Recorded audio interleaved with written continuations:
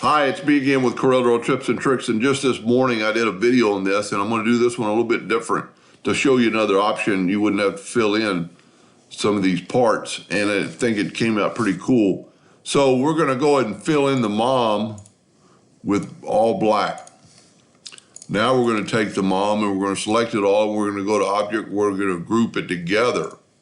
Now I've already filled in the contour line on the other one. If you don't know how to do that, there's plenty of videos on how to do that.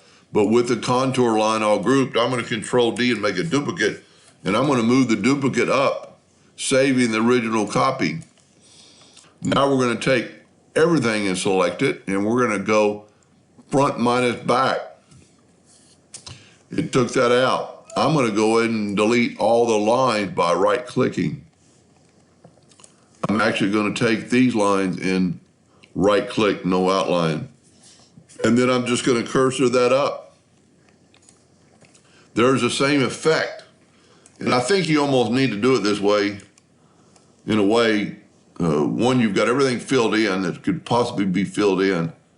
Now your O, that's questionable. I actually think this looks better taken out of the word. That particular font and that particular A is a little thin, but the B this morning trying to run that line, you can still read that it's mom, and you can definitely read that it's Bruce, Colton, Ethan. So that's another way to do it. A little bit faster maybe. Just personal preference. Hope that helped a little bit. Thank you for watching.